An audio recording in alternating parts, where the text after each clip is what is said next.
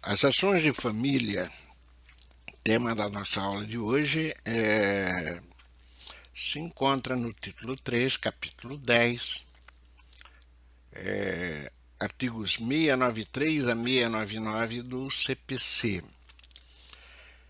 Foram incluídas no nosso ordenamento jurídico processual civil em vigor pelo legislador de 2015, que optou por reunir sobre uma única rúbrica as ações relacionadas a matérias de direito de família. A escolha se justifica dada as peculiaridades desse ramo do direito civil, especialmente no que tange à complexidade das relações afetivas, que todos nós sabemos que realmente não é fácil. E assim, buscou-se com essa unificação de procedimento um caminho que pudesse levar de uma maneira mais fácil ou tranquila, ou procurar-se de uma forma mais tranquila a solução do conflito familiar, que realmente é delicado, requer astúcia, cautela e principalmente por aqueles que instrumentam o direito nessa área. Lembro que as ações que encontram-se disciplinadas aqui no campo das ações de família são aquelas previstas lá no artigo 6, ou elencadas, melhor dizendo, no artigo 693, caput do CPC, que são divórcio, separação, reconhecimento e extinção de união estável, guarda, visitação e filiação, mas que contém o aspecto da contenciosidade, ou seja, o que for consensual, o procedimento de jurisdição voluntária abrange e soluciona. Aqui, como procedimento especial, temos apenas essas ações cujo objeto seja o contencioso. E reforço, o objetivo do legislador de 2015 é justamente valorizar a efetividade da conciliação e mediação, obtendo com isso a celeridade processual, assim como a solução do conflito familiar de uma maneira ou de uma forma menos desgastante para as partes litigantes.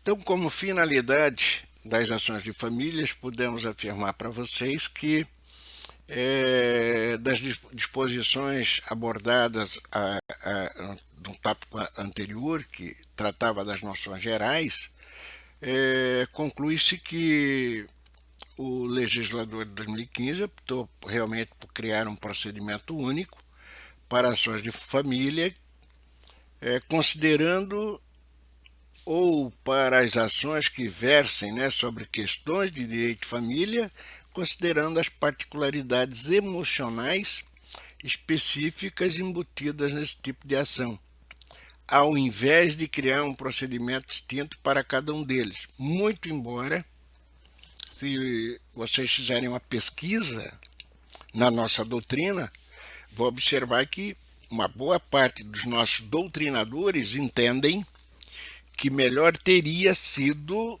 justamente se fazer pequenas alterações nos procedimentos que já existiam no Código de 73, mantendo as ações do jeito em que se encontravam.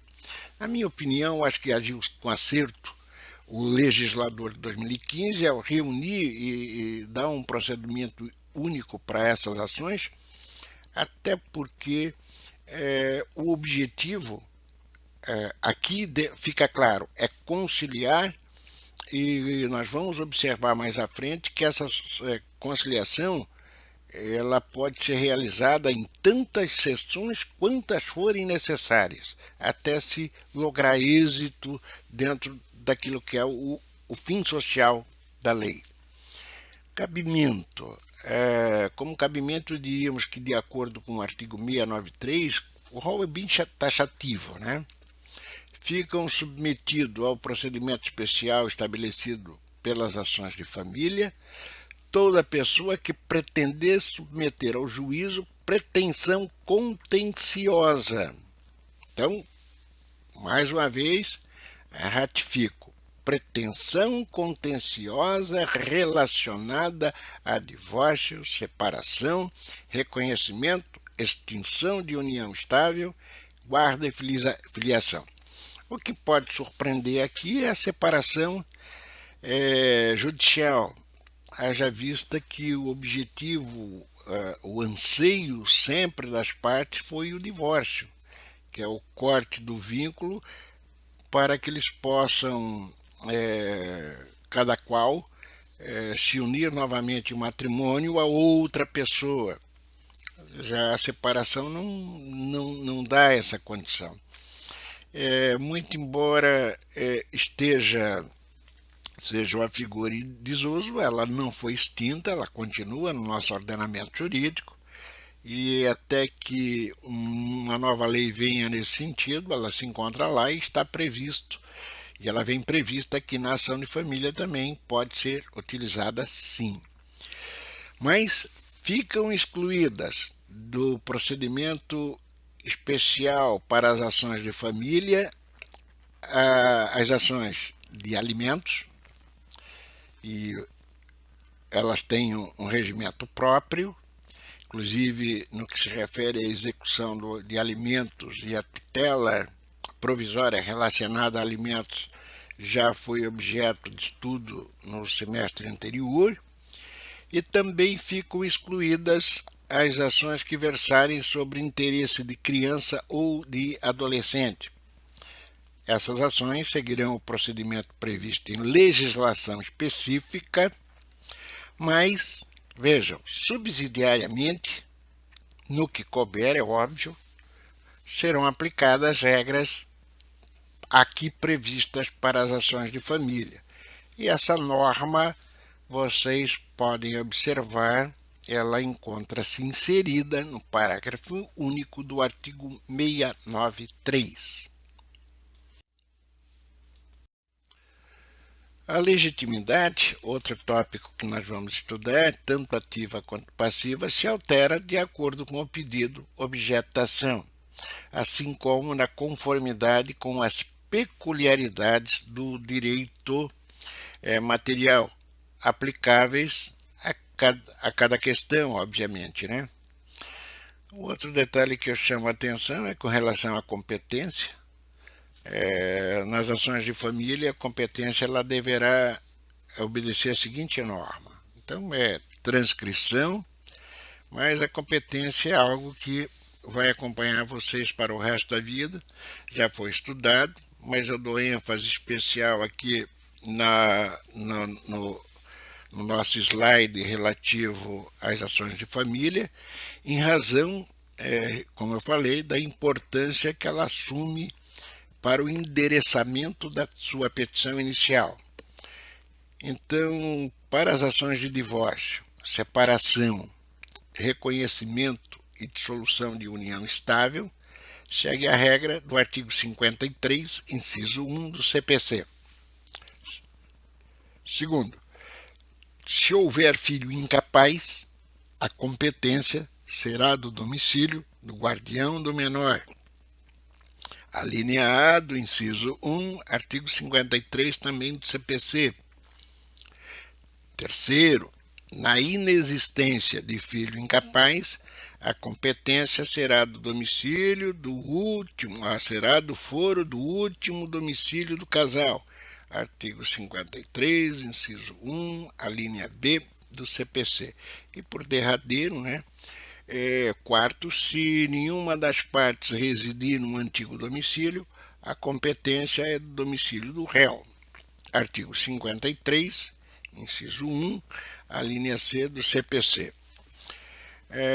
A competência relativa às ações sobre guarda, visitação e filiação, desde que não envolva o interesse da criança e do adolescente, seguirão as regras gerais do artigo 46 do nosso ordenamento processual em vigor. Concluindo, a competência para as ações de família indicam para a chamada competência relativa, ou seja, territorial ou vice-versa, como queiram. A tudo isso, chamo a atenção que na comarca onde você estiver atuando, existem várias especializadas. Então, esse conhecimento é fundamental para que você possa endereçar a sua petição inicial para o local correto.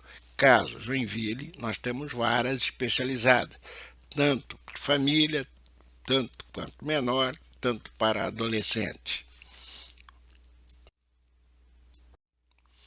A petição inicial, ela deve atender às exigências contidas nos artigos 287 e 320, que são aquelas relacionadas aos documentos que devem acompanhar a petição inicial, e assim como os especiais, que são os essenciais do artigo 319 do CPC. Recebida a inicial e verificada a sua regularidade, o juiz deverá apreciar inicialmente, se existe algum pedido por parte do autor relacionado à tutela provisória. Então, essa questão, uma vez requerida, ela deve ser apreciada, analisada, deferida ou não. Após a apreciação dessa tutela, ele deve determinar a citação do réu. Agora vejam, a citação é para que compareça à audiência de mediação e conciliação. Isso é muito importante que fique atentado. Que, inclusive, a sua petição inicial deve, por uma questão até de saber jurídico, fazer esse pedido, Então, citação do réu para que compareça à audiência de mediação e conciliação, artigo 695, caput do CPC, com antecedência mínima de 15 dias da data designada para a audiência, parágrafo 2º do já mencionado artigo 695. Esse é um outro detalhe. A notícia que se dê ao réu dessa audiência, ela deve preceder a 15 dias da data da sua realização. O mandado de citação também contém alguns detalhes que eu chamo a atenção agora de vocês. Primeiro, a citação do réu será pessoal, e essa é uma regra disposta lá no parágrafo 3º do artigo 695 do CPC. E, vejam bem, ao contrário do que ocorre no procedimento comum, o mandado de citação deverá obrigatoriamente, estar desacompanhado de cópia da inicial e dos documentos que a instrui. Então, não vai nada mais, nada menos do que apenas o mandado de citação pura e simples para que ele compareça à audiência de mediação e conciliação. Nada mais do que isso. O réu, se quiser ter conhecimento do conteúdo da inicial, ele, por si e seu procurador, poderá examinar a qualquer tempo. O processo é digital, ele recebe uma senha, conforme se depende da norma contida lá no parágrafo 1º do artigo 695 do CPC. A pergunta que se faz, ou que pode vir à cabeça, por que a intenção do legislador de vedar ou de proibir a remessa à parte ré dos documentos e da própria petição inicial. Gente, questão de família é sempre uma questão delicada. Então, qual é a intenção aqui? É justamente de evitar que os ânimos fiquem mais acirrados e que as partes compareçam com os espíritos desarmados e venham, quem sabe, ou que venha a se lograr êxito na tentativa conciliatória das partes em juízo. Ou, na pior das hipóteses, que se converta esse contencioso numa solução amigável, numa solução consensual. Essa é a finalidade específica do legislador. A audiência de conciliação, ou para a audiência de conciliação, as partes deverão comparecer acompanhadas de seus advogados, conforme norma exposta lá no artigo 696.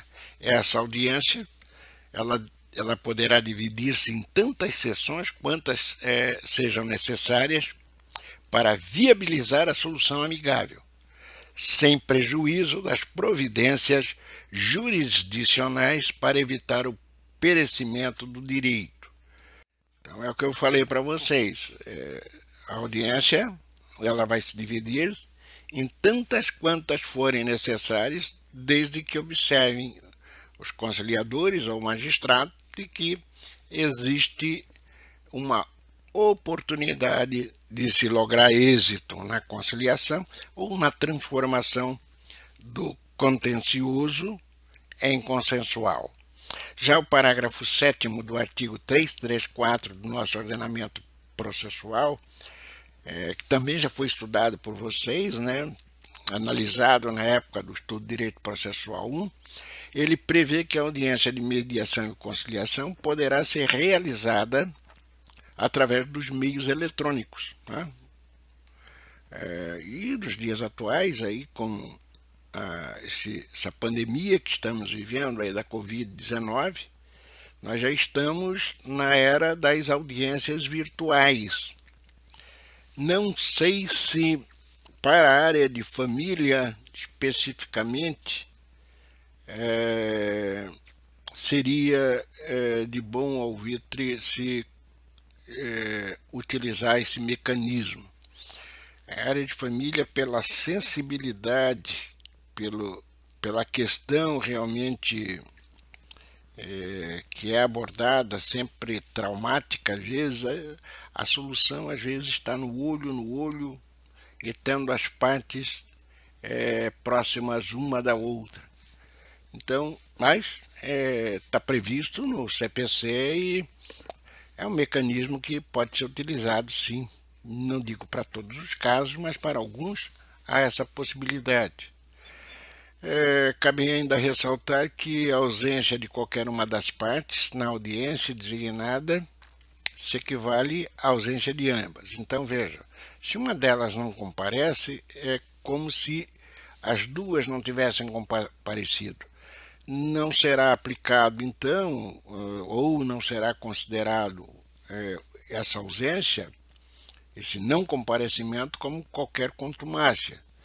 Ele vai servir apenas para indicar o seguinte: a partir desse momento, eu tenho como marca inicial a contagem do seu prazo para contestação, sem que ocorra a necessidade de que se faça mais qualquer intimação ao réu nesse sentido. Então, a partir dali, ele já sabe que obrigatoriamente começa a fluir o seu prazo para contestação.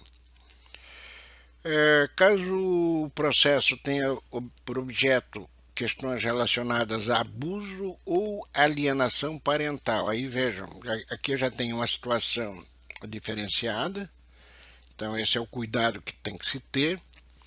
O juiz, ao tomar o depoimento do incapaz, deverá estar acompanhado por especialista. Então aí, se é um psicólogo, um psiquiatra, de qualquer forma, a lei é clara nesse sentido. Alienação parental ou abuso, o juiz deve tomar a cautela de colher o depoimento do incapaz, mas estando realmente acompanhado por um especialista. E essa regra está no artigo 699 do nosso ordenamento processual em vigor.